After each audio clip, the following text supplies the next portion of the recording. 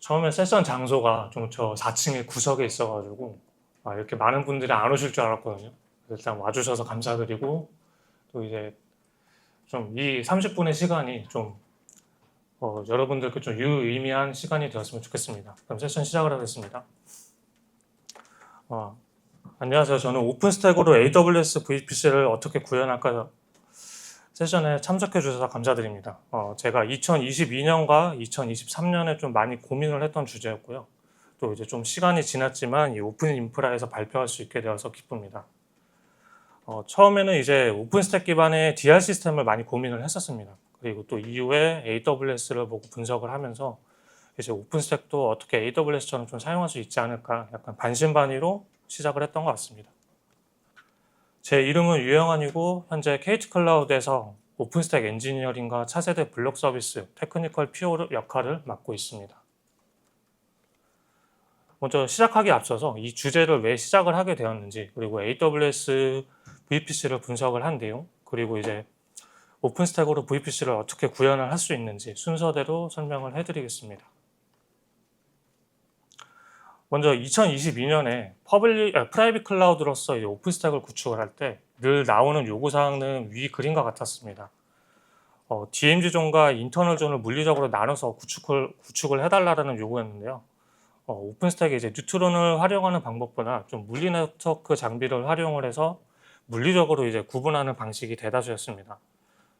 그리고 이제 물리 네트워크로 좀 장비를 사용을 하다 보니까 이제 오픈스택에서는 뭐 VLAN 타입의 네트워크만 사용을 하고 나머지들은 이제 L3 스위치를 통해서 이제 트래픽을 라우팅을 하거나 아니면 뭐 종간 통신은 이제 물리 방화벽, 중간에 있는 물리 방화벽을 통해서 통신을 제어를 했습니다.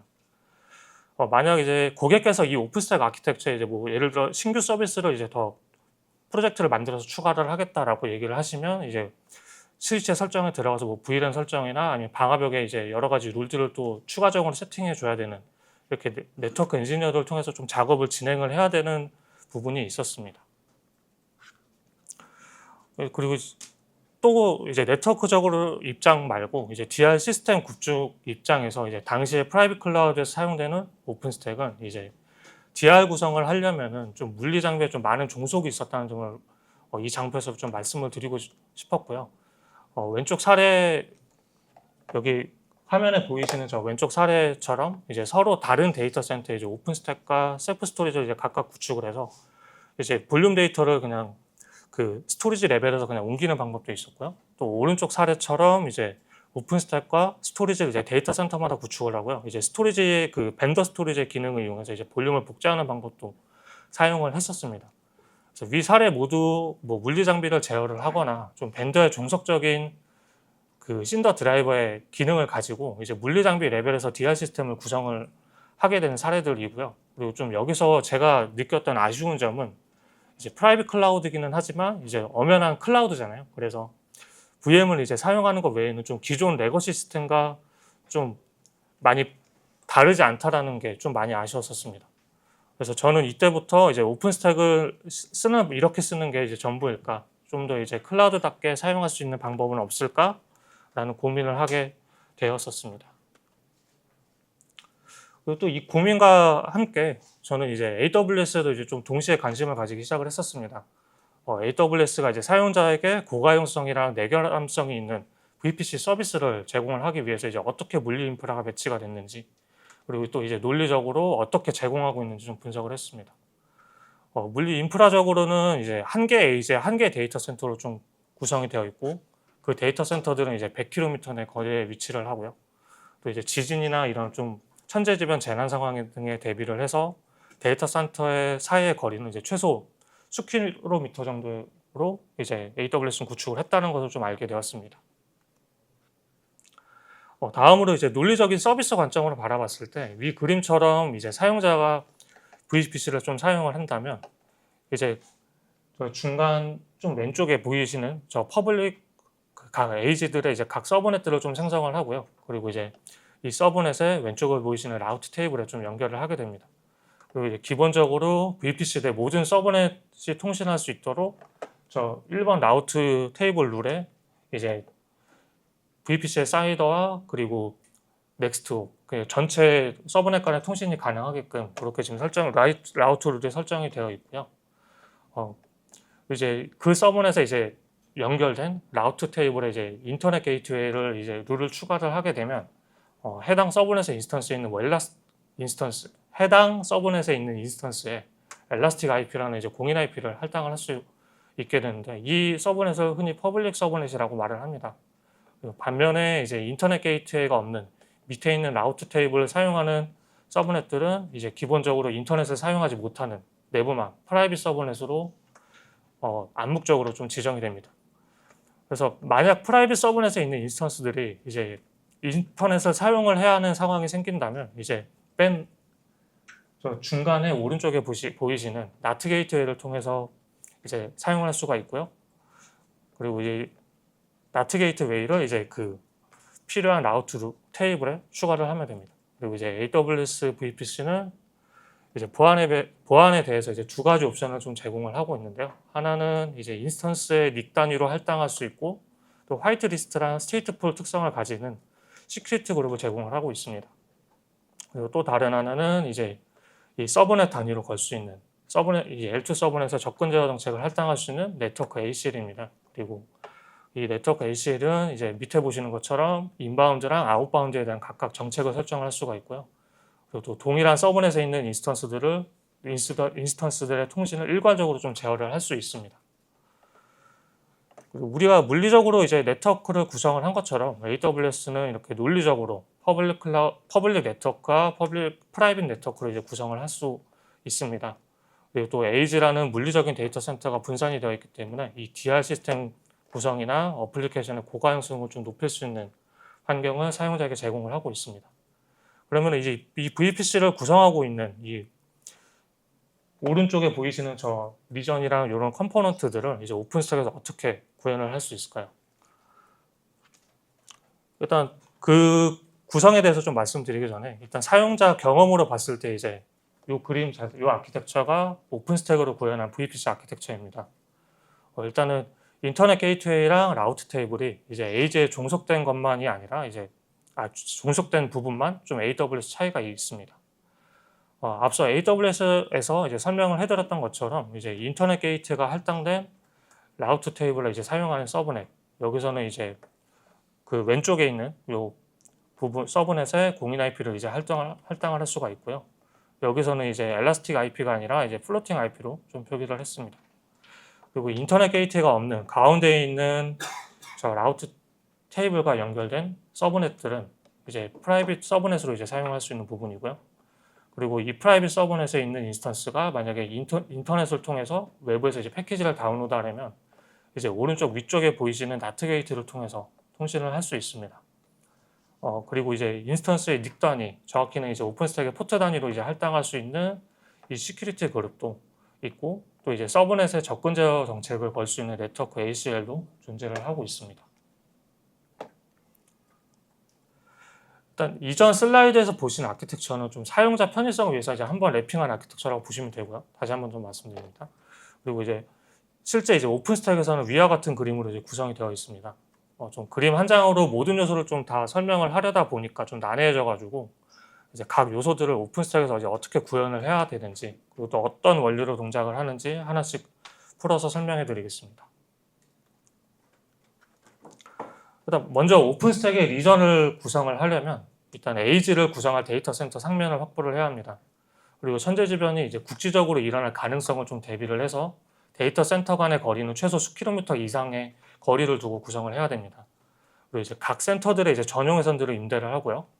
그리고 이제 네트워크의 이제 레이턴시가 좀 늘어지는 것을 방지하기 위해서 이제 데이터 센터의 끝과 끝에 이제 전용 회선의 총 길이는 100km 이내로 좀 구성을 해야 합니다. 가령 왼쪽에 예시를 좀 보여서 이렇게 설명해서 드리면 맨 왼쪽 그림에 있는 저 파란색의 왼쪽에 있는 부분이랑 그리고 우측 하단에 있는 저 데이터 센터의 전용 회선 길이는 한 100km 이내로 구성을 해야 한다는 의미입니다. 그리고 오른쪽 그림에 이제 주황색 부분을 좀 보시면 프라이빗 라우터라고 하는 이제 물리 네트워크 장비가 있습니다.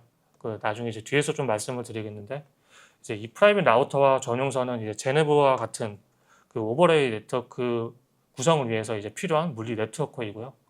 그리고 모든 센터에서 서로 통신이 가능한 이 네트워크는 이제 모든 센터에서 서로 통신이 가능한 상태여야 합니다.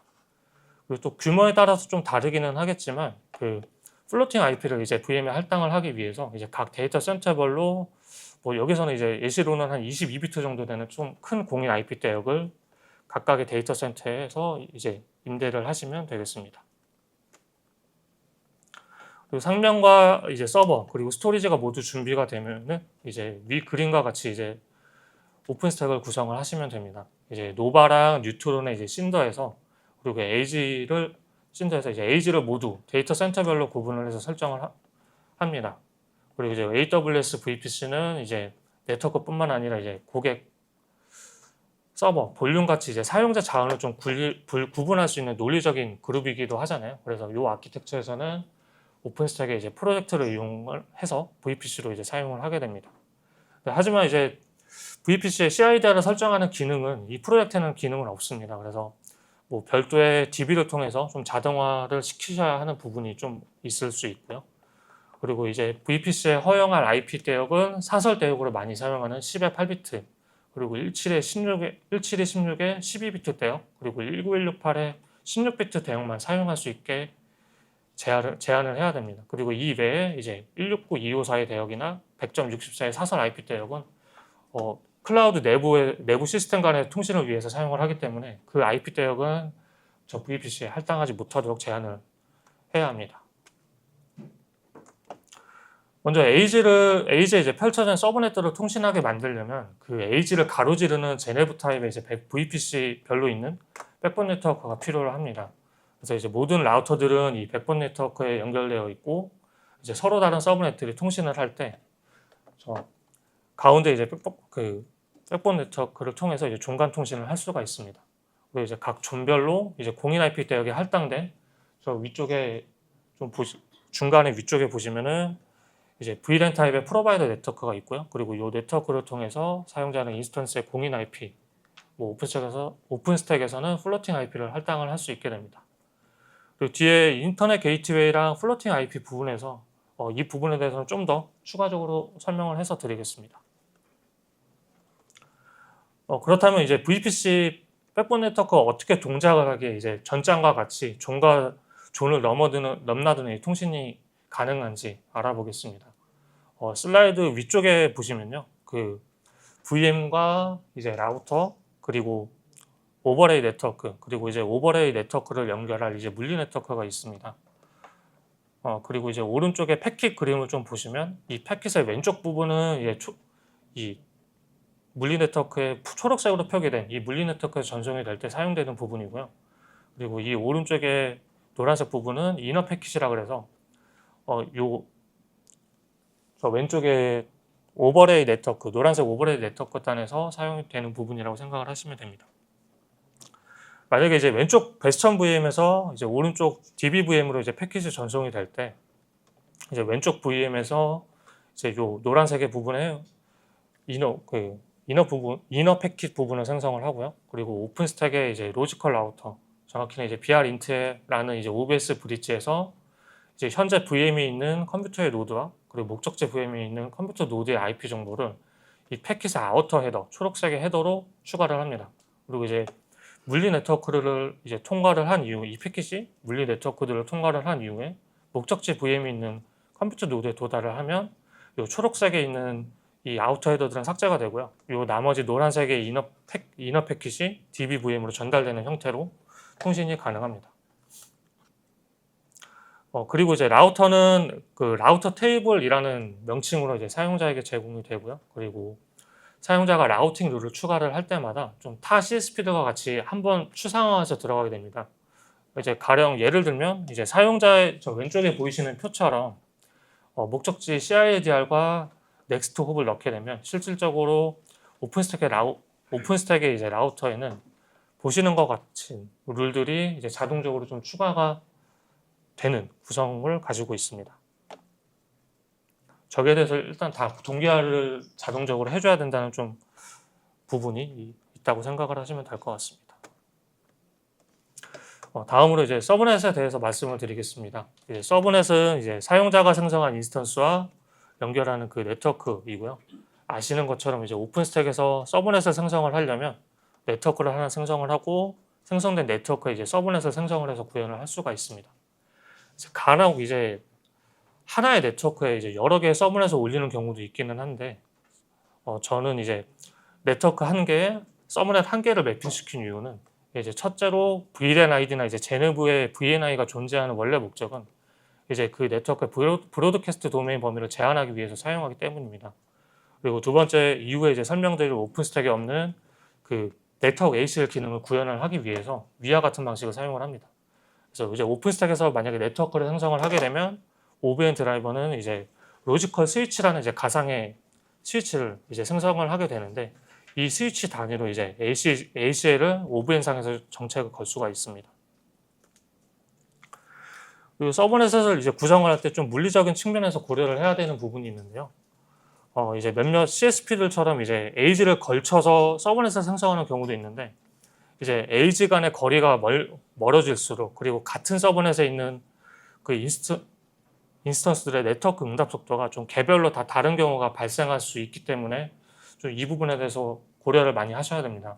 가령 왼쪽 위에 있는 그림처럼 같은 데이터 센터 내에 이제 다른 층으로 분리된 에이지라면 이제 거리가 매우 가깝기 때문에 에이지 1에 있는 VM이나 에이지 2에 있는 VM이나 거의 동등한 수준의 레이턴시 평균을 보여줄 수 있거든요.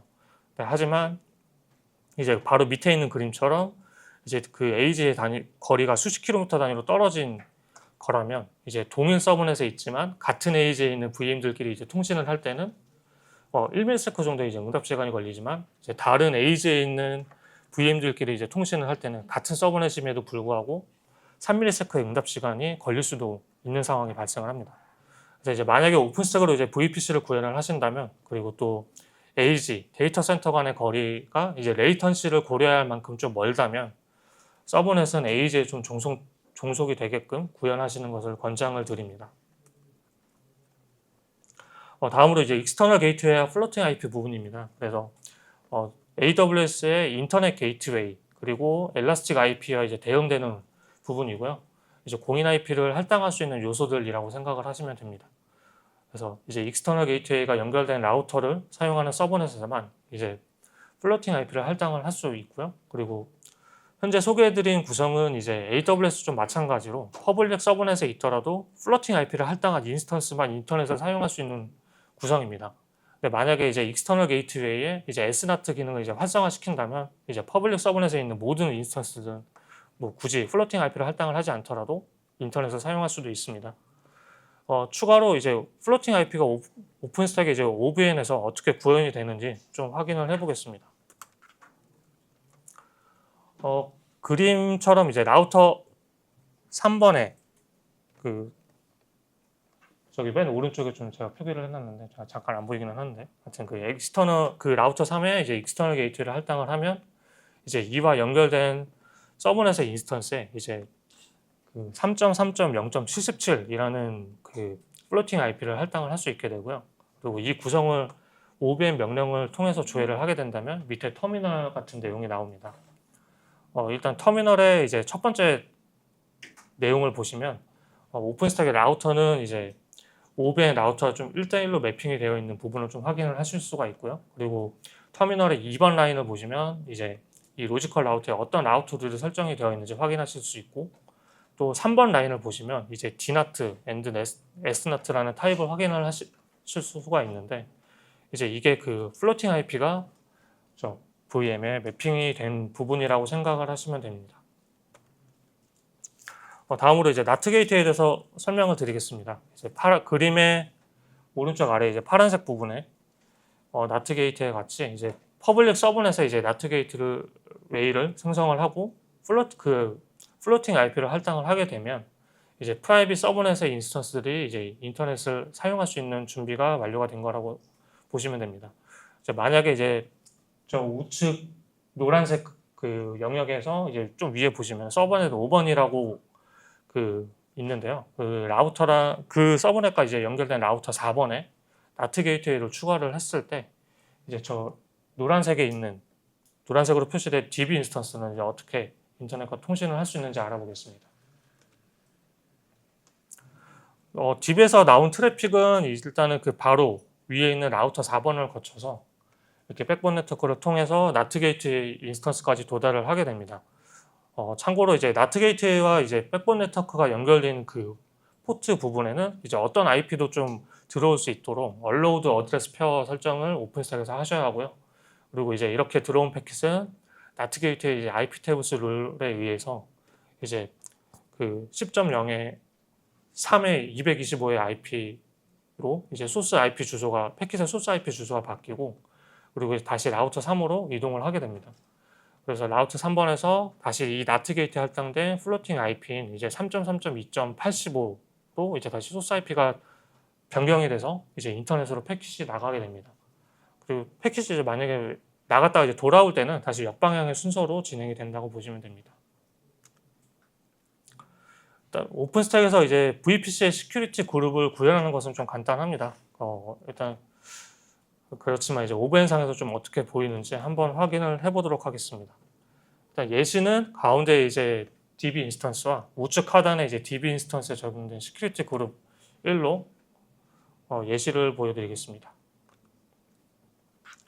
일단 오픈스택에서 저 왼쪽에 있는 그 10.0의 2의 29 IP를 가진 포트, 저 VM의 포트와 그 옆에 10.0의 4의 88 IP를 가진 그 포트들은 이제 동일한 시큐리티 그룹이 적용이 되어 있다고 가정을 합니다.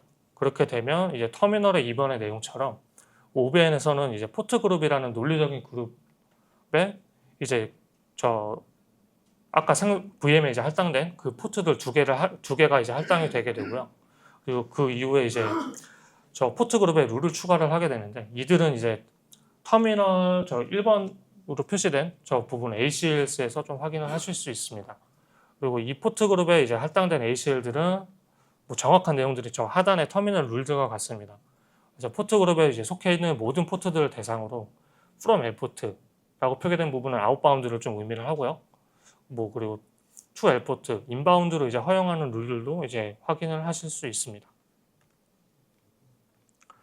일단 이번 세션에서 좀 마지막 요소인 네트워크 ACL 부분입니다. 그래서 오픈스택은 이제 서버넷, 네트워크 단위로 이제 걸 수 있는 스테이트 리스의 형식을 가진 네트워크 ACL 기능은 제공을 하지 않습니다.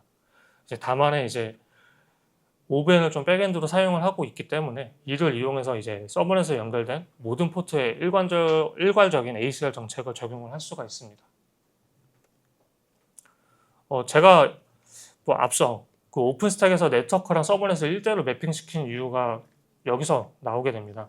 그래서 오픈스택에서 네트워크를 생성을 하면 이제 OBN의 로지컬 스위치가 생성이 되게 되고요. 그리고 이 로지컬 스위치 단위로 스테이트 리스한 ACL 정책을 적용을 할 수가 있습니다.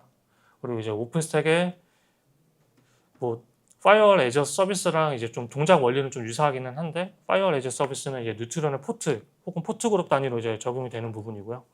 제가 소개드린 이 네트워크 ACL은 이제 그 스위치, 그 로지컬 스위치 자체 적용을 해서 이제 별도의 포트 지정 없이 해당 스위치에 연결된 모든 포트에 일괄적으로 정책이 적용되는 차이가 있습니다.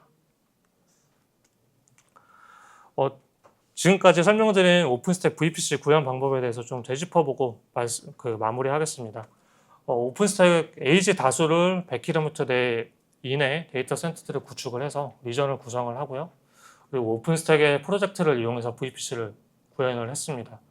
그리고 라우터 테이블은 오픈스택의 라우터로 구현을 했고 그리고 서버넷은 오픈스택의 네트워크와 서버넷을 모두 사용해서 구현을 했습니다. 그리고 익스터널 게이트웨이를 통해서 이제 플로팅 IP라는 공인 IP도 이제 할당을 받을 수 있었고 또 이제 나트 게이트를 통해서 프라이빗 서버넷에 있는 인스턴스들도 좀 인터넷을 사용할 수 있게 만들었습니다. 그리고 시크릿 그룹은 이제 오픈스택에 있는 기능을 그대로 사용을 했고 네트워크 ACL은 오픈스택의 네트워크와 매핑된 OBN의 로지컬 스위치를 제어를 해서 구현을 하게 됐습니다. 뭐 약간 광고 시간이지만 참고로 이제 저희 KT 클라우드에서 이제 좀 제가 소개했던 그 아키텍처 기반으로 이제 좀 더 개선이 되고 좀 발전된 형태의 VPC를 만들고 있습니다. 그리고 또 이제 그 상품들을 이제 올 연말에 경북 리전을 기반으로 이제 신규 런칭을 예정을 하고 있고요. 이제 더 나아가서 이제 OBN 기반으로 오픈스택의 VM과 쿠버네티스 파드를 좀 연결을 해서 컨테이너와 이제 VM의 경계를 좀 허물어가지고 사용자가 이제 컨테이너 VM을 같은 OVN 네트워크에 같은 이제 VPC에서 사용할 수 있게끔 많은 연구 개발이 이루어지고 있습니다. 그 결과 일환으로 이제 오픈 인프라 서밋 유럽 2025에서 이제 쿠버네티스와 이제 오픈스택 그리고 OVN을 활용해서 이제 CSP도 구축하기 세션이 있으므로 많은 관심을 좀 부탁드리겠습니다. 이로써 AWS VPC처럼 사용자에게 이제 사용자 시스템의 이제 고가용성 그리고 내 결함성을 증가시킬 수 있는 아키텍처를 오픈스택에서 구현할 수 있는 방법에 대해서 소개를 드렸고요. 그리고 이제 이런 좀 세션들이 앞으로 오픈 인프라에서 이제 이런 오픈스택으로 VPC를 구현할 수 있는 방안이 좀 많이 소개되고 발전이 되었으면 좋겠습니다. 감사합니다. 시간이 조금 남은 관계로 Q&A 시간을 가져볼까 합니다. 혹시 질문이 있으신 분은 손을 들어주시면 되겠습니다.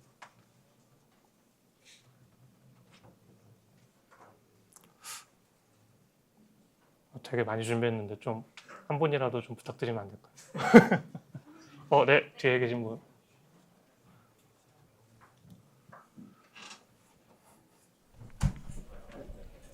네, 발표 잘 들었습니다.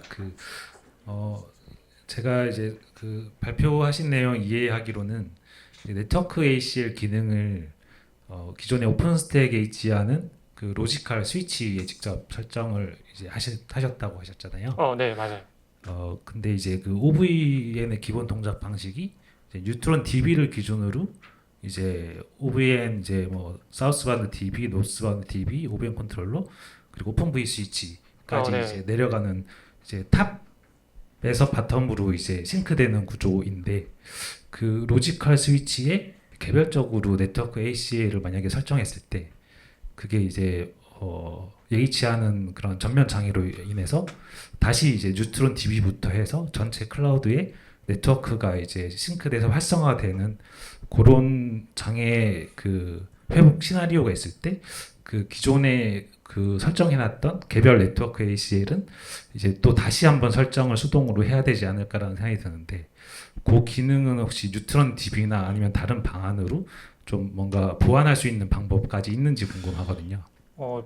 좀 그 부분에 대해서 좀 말씀을 드리면 솔직히 오픈스택 단일로는 좀 구현을 하기 힘든 부분입니다. 그러니까 왜냐하면 그 네트워크 ACL 정책이랑 거기에 대한 템플릿들이랑 그리고 그 템플릿에 어떤 룰들이 다 적용이 되어 있는지 이런 것들은 다 별도의 DB로 가지고 있어야 되는 부분인 거거든요. 그래서 결국에는 이 뉴트론들, 오픈스택의 뉴트론을 제어를 하는 별도의 서비스가 또 하나가 있어야 되는 부분이고요. 그 서비스를 통해서 이제 일괄적으로 좀 내릴 수 있게끔 하는 방안을 좀 아마 저는 그 방안을 좀 생각을 하고 있는데 아마 그 방안이 좀 유일하지 않을까 싶습니다. 답변 감사합니다. 그리고 한 가지 좀 추가로 좀 말씀을 드리면 그 시큐리티 그룹 같은 경우에는 그 룰의 우선순위가 좀 있습니다. 그게 아마 1002번으로 제가 기억을 하고 있는데요. 그 부분만 좀 사용을 하거든요. 그래서 이제 OVN은 이제 그 룰의 그 프라이어리티가 좀 숫자가 높으면 높을수록 그 우선순위가 높거든요. 그래서 그 우선순위가 높은 그러니까 1002번에 이상에 있는 그 우선순위 그 넘버로 이제 별도의 이제 ACL 정책을 좀 적용할 수 있게끔 뭐 2001번부터 2003번까지 사용을 한다든지 그런 식으로 좀 사용을 해서 구현을 하실 수 있다는 점 좀 참고를 부탁드리겠습니다.